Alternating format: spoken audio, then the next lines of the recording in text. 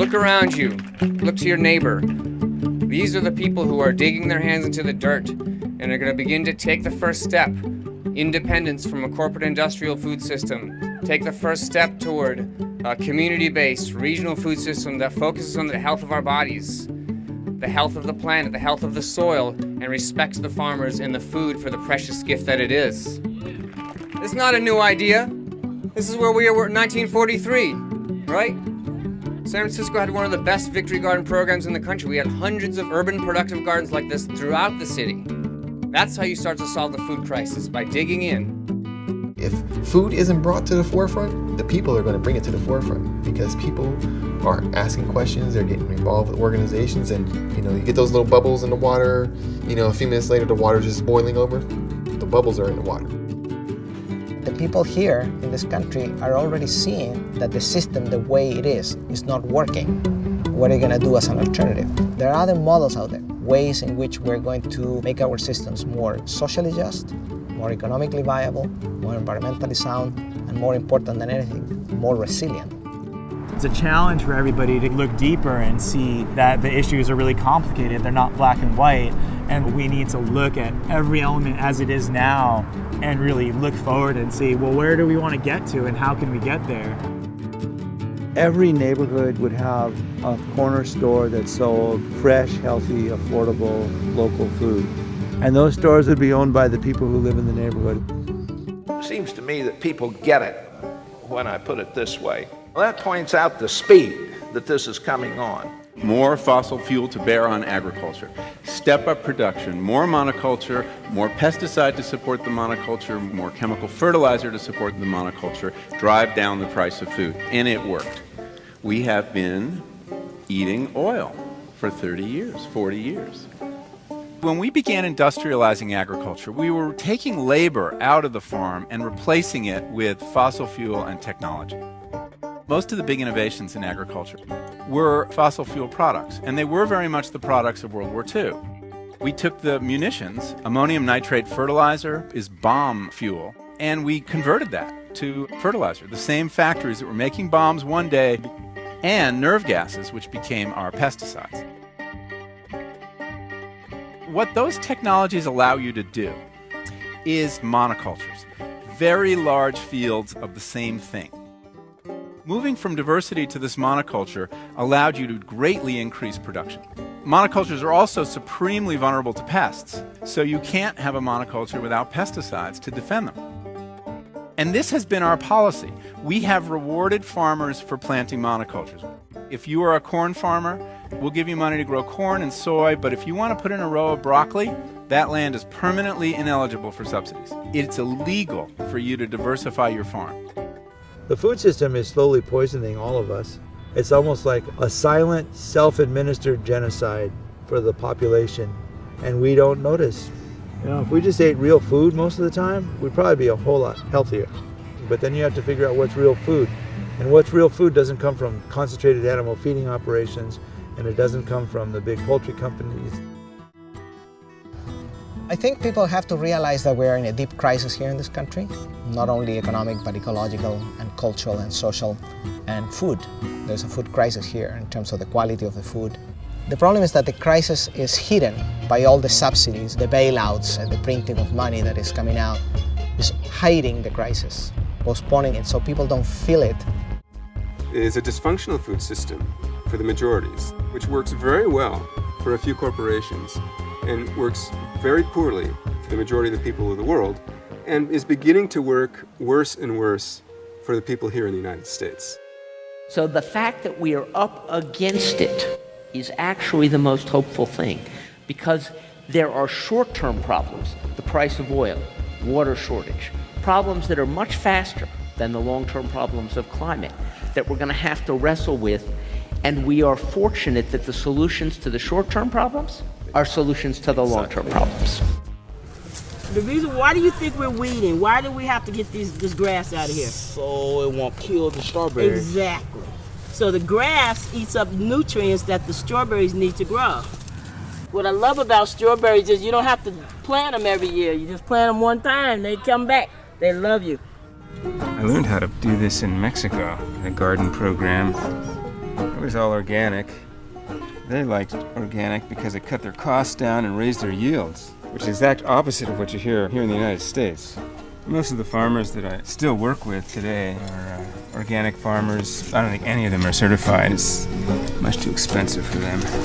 They're not interested in an export market anyway. They're interested in feeding their own people. I think it's good to get your hands in the dirt. The vision is huge, and to accomplish it is huge. We cannot change the economic system as it is right now. We said, well, let's try to take food out of the economic system a little bit and go back to self-sufficiency as a concept. She just decided that she wanted to use her backyard to grow vegetables.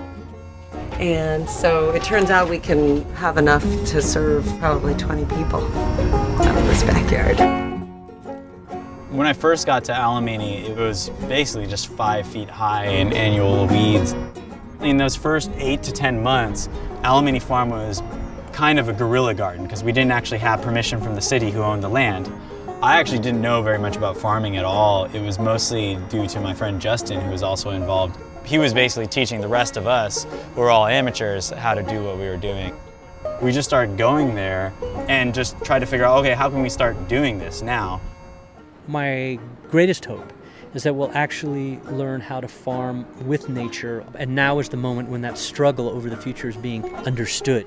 Food production is the most impactful human activity on the planet Earth. In terms of landscape impact, there's nothing like agriculture, because we have a generation of farmers who weren't taught those methodologies and that frame of mind that we're going to work with nature. They were taught to basically battle with nature. But we understand more now because humans are evolving. Our knowledge is evolving. Our understanding of nature is so much greater than it was even 30 years ago. I think it's the greatest challenge that humans face now, how to actually produce food and not destroy the base upon which civilization exists, which is the natural world. Honestly, you know, I said to a group of folks the other day, we have to start thinking like squirrels about our food and the food system that we have here in Oakland, meaning that we should have little micro distribution points in our neighborhoods, you know, where there's always fresh food available. We should have like mad gardens like this that are in their various stages of development, growing food and get food to people and educate people about food. As long as we're thinking about food and it's part of our conversations in our communities, I think that over time, those sources will be there and people will think more wisely about how they treat the earth and how they interact with people, because all that is all connected, you know. My experience was working grassroots with people and having people kind of change their existence through direct action. And so what I felt like was, out of all the issues, you know, transportation and energy and all these things, that food was something that people could really do. I was really focused on, okay, I want to start a food growing project somewhere. And what I realized was that the space next to my mom's house was abandoned and didn't have anyone there and was a perfect location to do it. The garden projects that are going on in San Francisco and all the major cities in the nation that are creating food for neighborhoods are vitally important in terms of transforming the way people think about food. Vitally important in shaping consciousness. If I'm gonna do this anywhere in the world, I better start in my own neighborhood. I better start where I grew up, and that makes the most sense. The amount of land that is available in Oakland, where you have the most food insecure people, where you have the highest concentration of liquor stores, where they don't have access to any fresh food, not even in Safeway, there's 200 hectares. That's about 400 acres of available land. Well, that land should be given to the people so that they can produce food.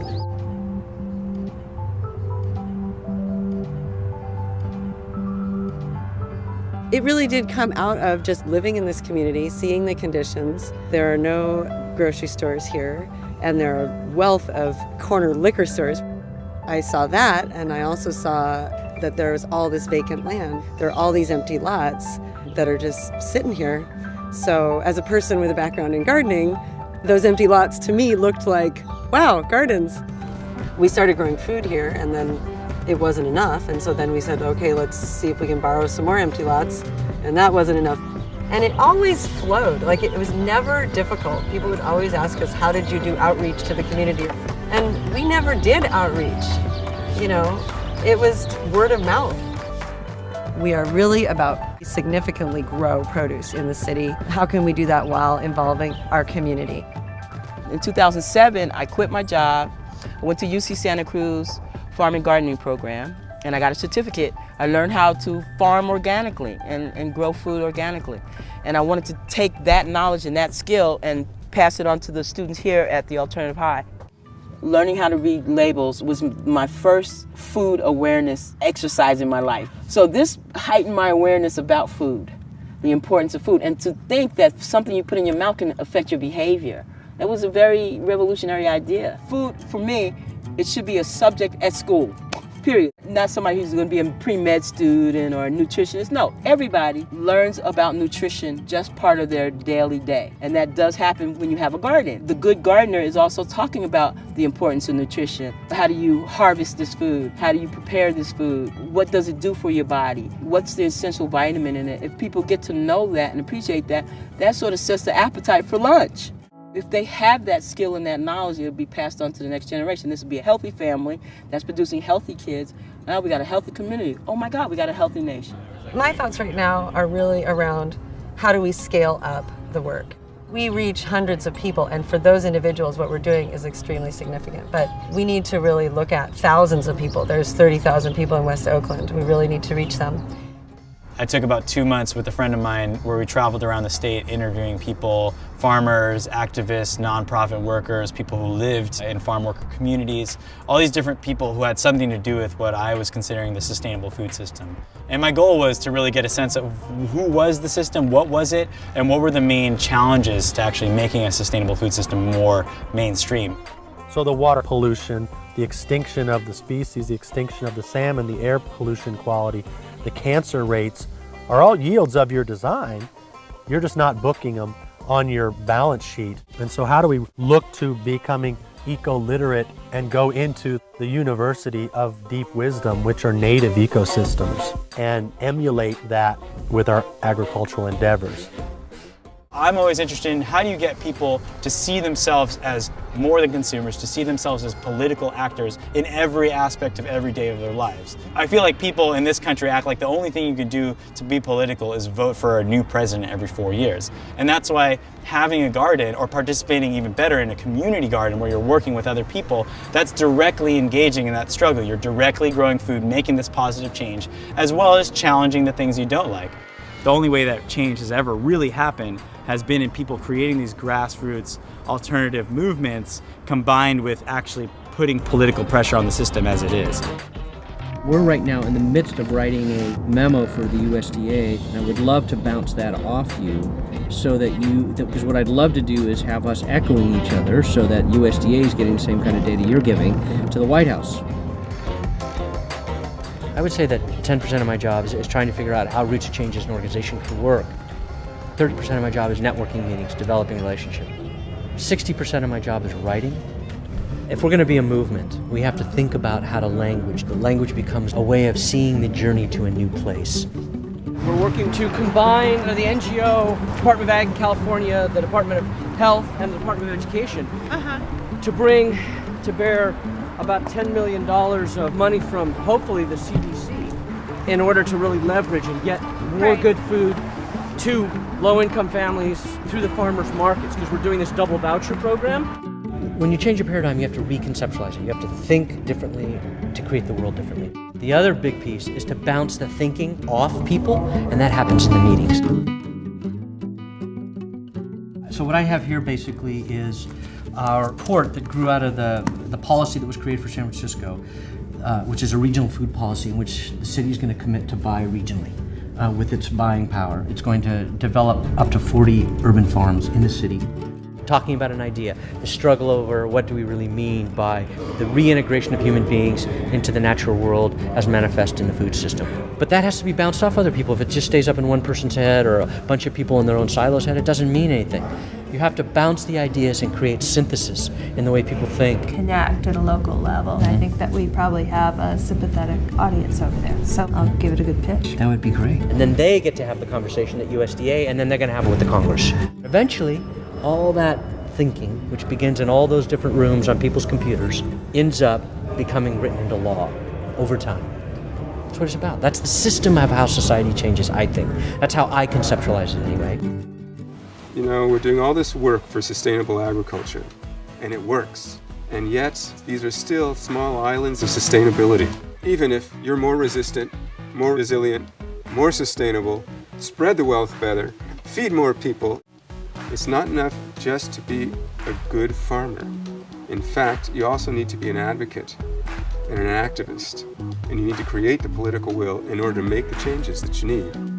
A new concept called the food sovereignty concept, which is developed by the Via Campesina in the developing world, is basically a concept on not only food security, not only access to food, but also to provide all the resources that people need in order to have food. That is land, that is the seeds of the crops that are not patented, but local seeds that have been preserved, the water, and the education and the human capital, everything that's needed, all those components have to be present.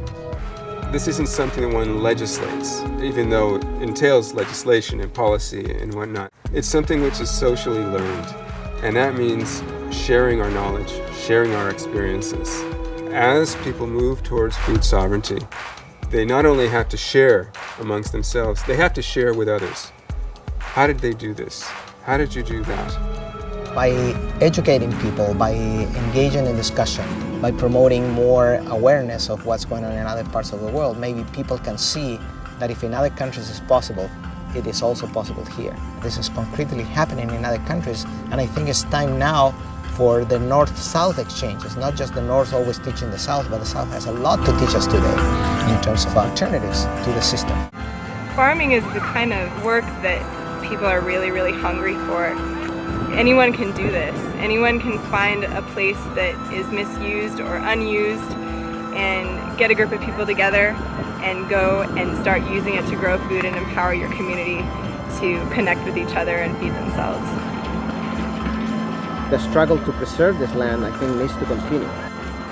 Focusing on closing the gap between production and consumption is perhaps the most revolutionary act that can happen today, because that will have also implications in terms of energy use, in terms of greenhouse emissions, in terms of resilience to climate change, and in terms of food justice. I like to refer to the Occupy moment, not the Occupy movement, because I think that we've all been working towards different projects. The food justice projects that have been happening before Occupy, they're going to keep going, and now they're just inspired and influenced by the tactics and the models and the rhetoric of the Occupy movement. Now we're at this Occupy moment where we're able to take that opening where people are actually having to discuss these issues and confront them. Even people in power who don't want to discuss these issues are having to deal with them. We have an opportunity to actually bring this up and to combine the Occupy moment, the Occupy movement with all our values as the food movement. And that's what I think is happening here. Things are happening. It's like seeds being planted. The mass population doesn't know there is this bubbling coming up. And the longer this goes on, the more people will join and see the common cause that we all have.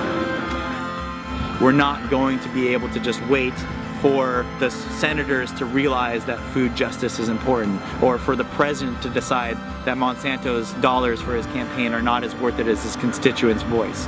We can't wait for these things to happen because they never will happen. We know where power really lies. Power lies in people.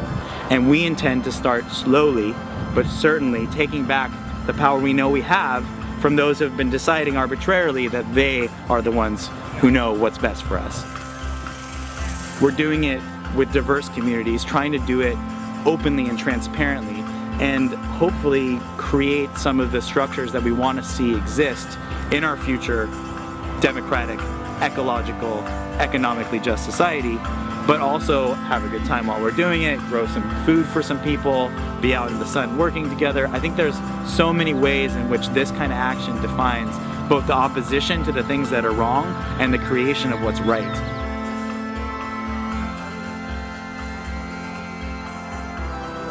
This is lateral, and it's growing outward, and there's more and more people involved every time. Everybody having a say, everybody being involved, and so this is just a small microcosm of what I hope can grow into a bigger system in this country. We're not the minority. We're not the fringe. We're the cutting edge. And there's cutting edges all over the globe.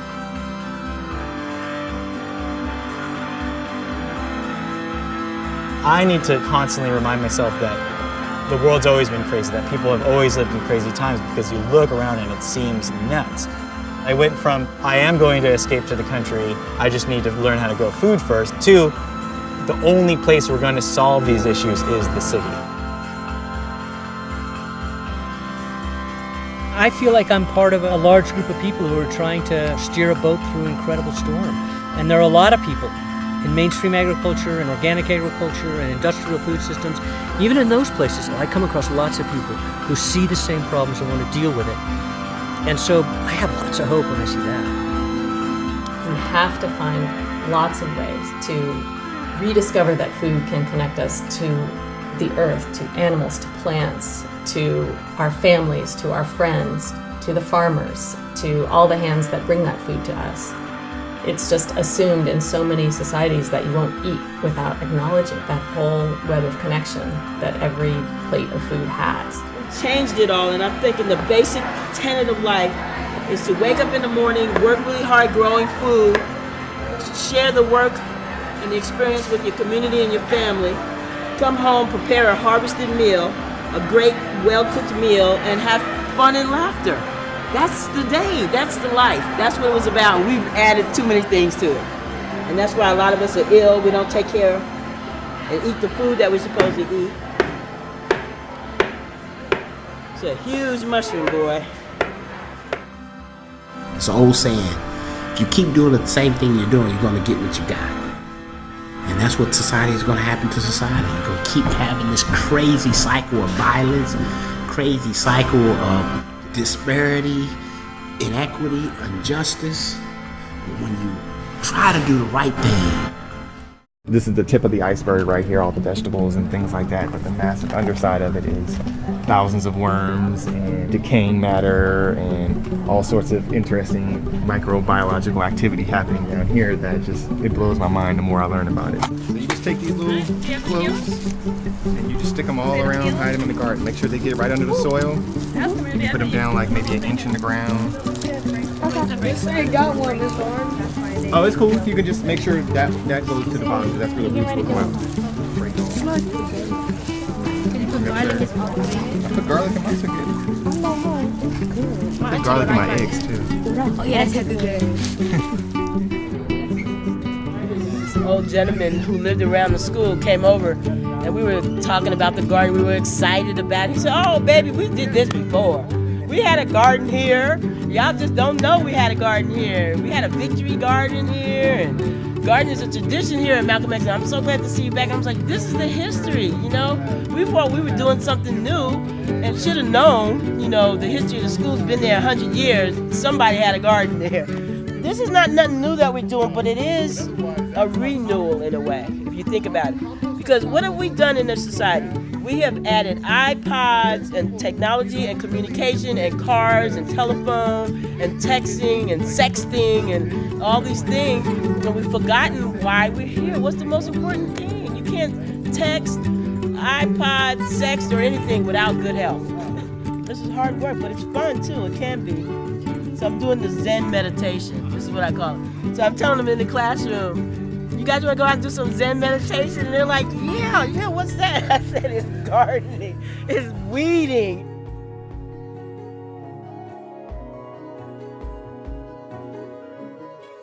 I think it's a real opportunity to truly understand and feel, you know, physically, emotionally feel the fact that we're not separate, that we have to come together in communities in order to deal with the messes that we've created.